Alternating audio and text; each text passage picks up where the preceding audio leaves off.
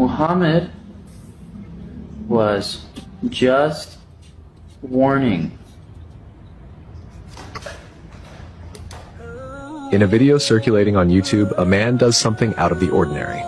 This man, Grayson Brock, an American content creator, has made waves in the online world with his exceptional content. What he did this time isn't something typical. It's a journey that might transform his life in the future. The video on his YouTube channel documents his remarkable feat, reading an entire Holy Scripture in one sitting. This is not an easy task, as not everyone can accomplish it. However, what truly grabbed the public's attention was his decision to read the Quran in one go. In total, he spent 18 hours completing his reading. Tirelessly, he marked significant points on his body to track his progress and the parts that held special meaning to him during his reading of the Quran. After 18 long hours, Grayson finally completed his mission.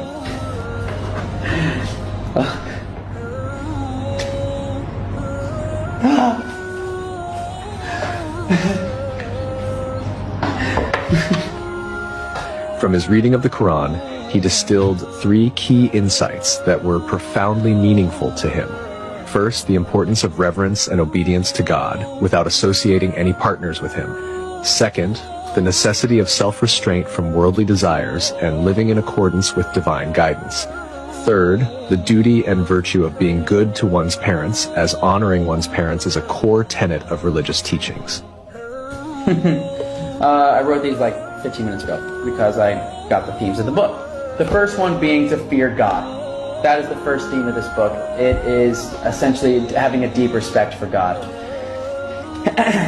Number 2, don't follow your desires.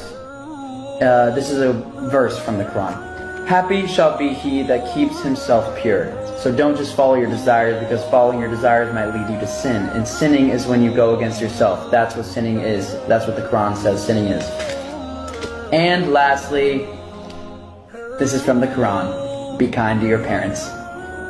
Even though he's a Christian, Grayson has a penchant for venturing into uncharted territories without hesitating to step out of his comfort zone. Initially, he harbored unfavorable biases about Islam, influenced by media portrayals and his social milieu. During his Quranic reading, he anticipated stumbling upon verses related to terrorism and violence. However, he was taken aback by what he encountered. Instead, he unearthed the beauty inherent within the Quran, going as far as describing it as the most serene thing he had ever encountered. I read the entire Quran in one sitting as a white boy, Christian, and I was shocked because, and I can prove that I read the whole thing because you can see the video right there, but I was shocked because I thought it was going to be like really evil and about, I don't know, terrorism, and it was actually amazing. And the most peaceful thing after finishing, I was just like, wow, I feel like I've had some questions answered about life. It literally says ward off evil with good. Where did this notion come from that people think Islam is very like evil and aggressive and angry? Maybe it's because the news. I think it's because the news. Everything is from the news is fake. The news is fake. We gotta stop watching the news. Although he had dedicated his life to studying the Bible, reading it in its entirety gave him a fresh perspective. He was taken aback by the severe acts depicted in the Old Testament, which he found crazy. When he turned to the Quran, he noticed significant shared values between Islam and Christianity. The Quran's profound depth and intensity impressed him, despite its smaller size compared to the Bible.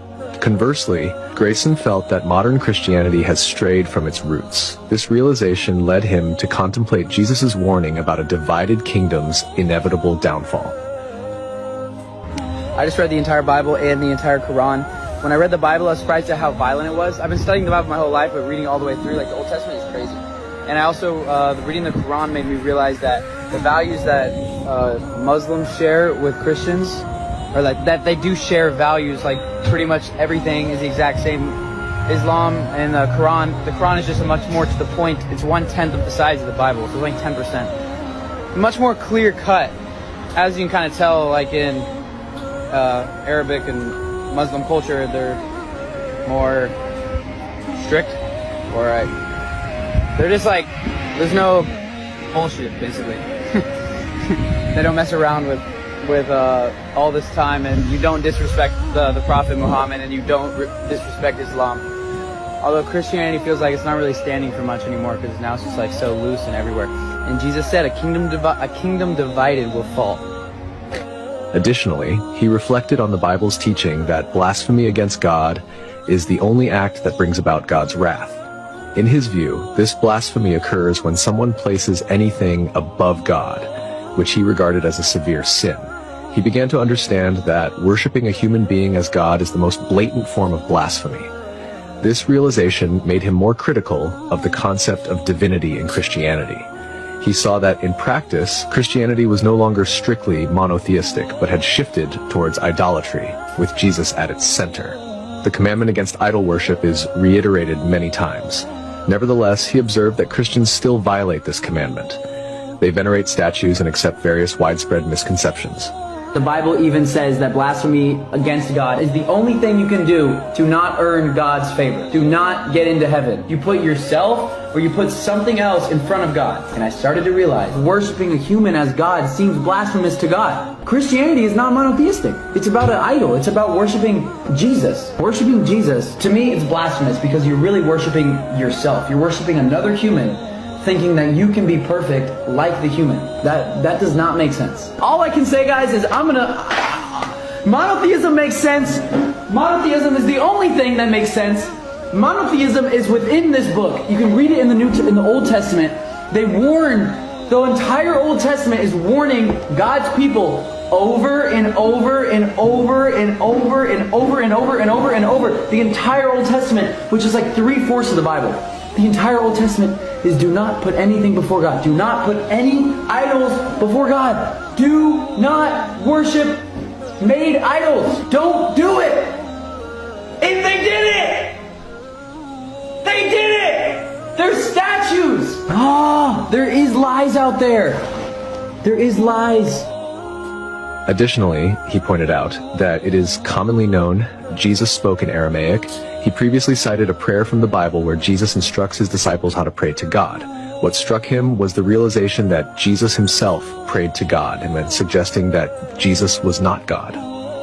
Our Father, who art in heaven, hallowed be thy name. Thy kingdom come, thy will be done on earth that is in heaven.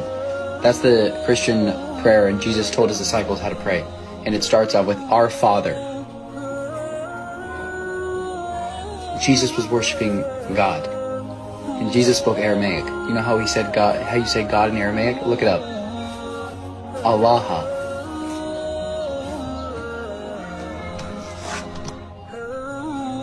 This just might be the only religion left. The only monotheistic religion left. Truly monotheistic. Monotheistic means following the one creator, one. Intuitively, everyone knows that there must be one. We must have come from one source, and that source is the truth. And that truth is God. That's the idea of God, is that it's the truth. The truth that you can go all the way back to. And now I'm realizing I've been lied to my entire life.